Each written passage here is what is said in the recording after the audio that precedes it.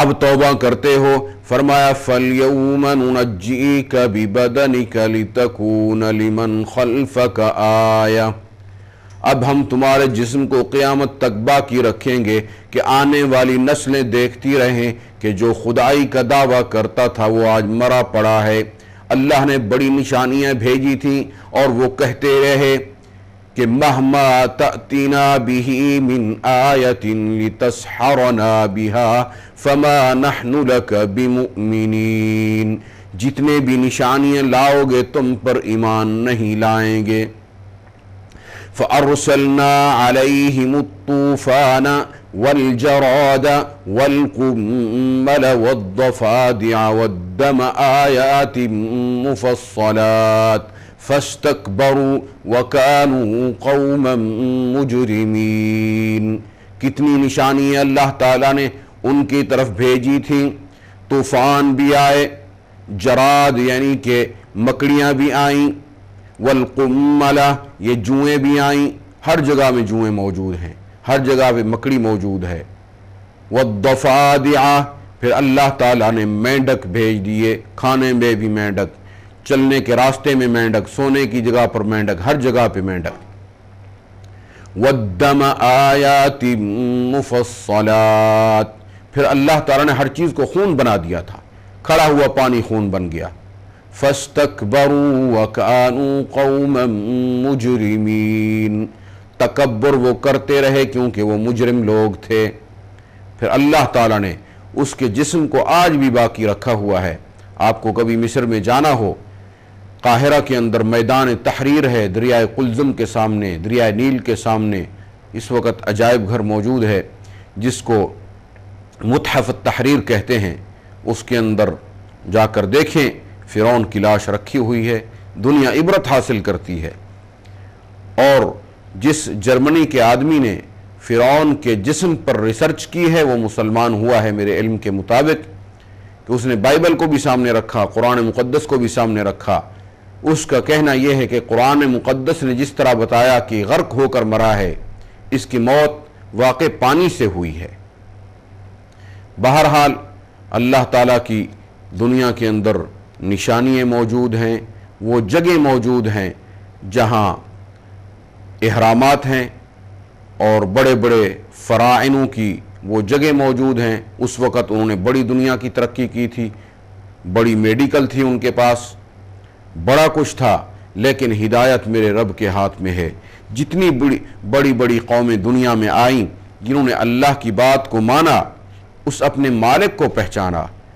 زبردست عقل مند انسان وہ ہے جو اپنے مالک کو پہچانتا ہے، جو اپنے مالک کو نہیں پہچانتا اس کی عقل تباہ ہو جائے گی، اس کی عقل ماری گئی ہے۔ جتنا بھی بڑا ابو الحکم تھا، چیف جسٹس تھا مکے کا، وہ مشرک جو رہے، جتنی بھی عقل تھی وہ ان کو کام نہ دے سکی، جتنا بھی ان کا پیسہ تھا وہ ان کے کام نہ آیا۔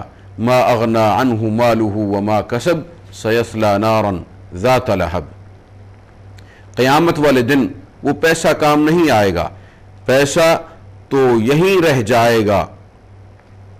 پھر اللہ تعالیٰ موسیٰ علیہ السلام کے قصے کے مختلف مقامات بیان کرتے ہیں کہ بنی اسرائیل کتنی باتیں کرتے تھے اور کہتے تھے کہ اے موسیٰ علیہ السلام، قالو کہنے لگے کہ آپ کے آنے سے پہلے اوذینا من قبل ان تأتینا ومن بعد ما جئتنا، ہمارے آنے سے بھی پہلے ہم پریشان حال تھے، مظلوم تھے، آپ کے آنے کے بعد پھر بھی ہم مظلوم رہے، ہم پر ظلم و ستم رہا۔ اور موسیٰ علیہ السلام ان کو فرماتے تھے کہ اللہ تعالیٰ کے ہاتھ میں ہے، وہ قادر ہے کہ سارا کچھ تمہیں دے دے اور وارث بنا دے ہر چیز کا، تو صبر کرو۔ اور وہ بنی اسرائیل بڑی جلد باز قوم تھی۔ بہرحال موسیٰ علیہ السلام نے ان کو تبلیغ فرماتے رہے۔ پھر ایک مرتبہ موسیٰ علیہ السلام جب دریائے قلزم سے نکل گئے اور فرعون تباہ ہو گیا، پھر ان کے ساتھ ایک سامری نام کا آدمی تھا، آپ اللہ تعالیٰ سے ہم کلام ہونے کے لیے چلے گئے اور اپنے بھائی ہارون علیہ السلام کو ڈیوٹی لگائی کہ میرے بعد قوم کا خیال رکھنا ہے۔ اب جب موسیٰ علیہ السلام اللہ سے باتیں کرنے چلے گئے تو پیچھے اکیلے ہارون علیہ السلام اور سامری نے ایک بچھڑا بنا لیا جو بنی اسرائیل سونا چاندی ساتھ لائے تھے، کچھ مانگا ہوا تھا لوگوں سے، کچھ اپنا تھا۔ جب سونا چاندی ان کے پاس تھا جو لوگوں سے لیا ہوا تھا، پیچھے ان کو پتہ چل گیا کہ فرعون تو تباہ ہو گیا، ان کی قوم بھی تباہ ہو گئی، واپس نہیں جانا، وہ سونا ان کی ملکیت ہو چکا تھا۔ اب وہ سونا اس نے سب سے لینا جمع کر دیا اور پھر اس نے ایک بچھڑا بنا لیا۔ وہ بچھڑا آواز کرتا تھا، جب ہوا چلتی تھی اس کے منہ سے گزرتی تھی، اس کے منہ سے آواز نکلتی تھی۔ تو پھر کیونکہ بنی اسرائیل پہلے غیر اللہ کی پوجا کرتے تھے، تو جب انہوں نے بچھڑے کو دیکھا اور آواز بھی دے رہا ہے اور سونے کا بھی ہے، خوبصورت ہے، ان کا دل للچانے لگا، پرانی یادیں تازہ ہونے لگی اور دوبارہ وہ بچھڑے کے سامنے جھک گئے۔ جب بچھڑے کے سامنے جھک گئے تو ہارون علیہ السلام نے ان کو منع فرمایا، حتیٰ کہ ہارون علیہ السلام کو مارنے کو آ گئے اور بچھڑے سے باز نہ آئے۔ بچھڑے کی انہوں نے عبادت شروع کر دی۔ قرآن مقدس نے اس کا ذکر فرمایا، فَأَخْرَجَ لَهُمْ عِجْلًا جَسَدًا لَهُ خُوَارٌ، اس کے سینے سے اس کے جسم سے آوازیں آنے لگی، فَقَالُوا هَذَا إِلَٰهُكُمْ وَإِلَٰهُ مُوسَىٰ فَنَسِيَ، وہ سامری ان کو کہنے لگا یہ ہے تمہارا خدا۔ أَفَلَا يَرَوْنَ أَلَّا يَرْجِعُ إِلَيْهِمْ قَوْلًا وَلَا يَمْلِكُ لَهُمْ ضَرًّا وَلَا نَفْعًا، ہارون علیہ السلام نے بڑی تبلیغ فرمائی کہ نفع نقصان نہیں پہنچا سکتا۔ وَلَقَدْ قَالَ لَهُمْ هَارُونُ مِن قَبْلُ يَا قَوْمِ إِنَّمَا فُتِنْتُمْ بِهِ، ہارون علیہ السلام نے فرمایا کہ اے میری قوم، اس فتنے میں نہ پڑو، اللہ کی عبادت کرو، میری اتباع کرو، وَأَطِيعُوا أَمْرِي، میں تمہیں راستہ دکھاؤں گا۔ وہ کہنے لگے بنی اسرائیل، قَالُوا لَن نَّبْرَحَ عَلَيْهِ عَاكِفِينَ حَتَّى يَرْجِعَ إِلَيْنَا مُوسَىٰ، ہم تو اسی کے سامنے جمے رہیں گے، اسی کی عبادت کرتے رہیں گے حتیٰ کہ موسیٰ علیہ السلام آ جائیں۔ قال يا هارون ما منعك إذ رأيتهم ضلوا، موسیٰ علیہ السلام آ کر غصے ہو گئے، مختلف مقامات پر ذکر ہے کہ ان کے بالوں کو بھی پکڑا۔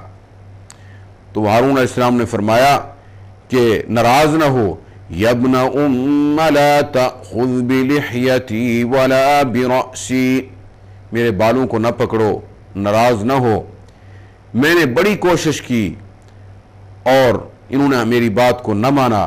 پھر موسیٰ علیہ السلام مخاطب ہوئے سامری سے، قال فما خطبك یا سامری، اے سامری تم نے یہ کام کس لیے کیا؟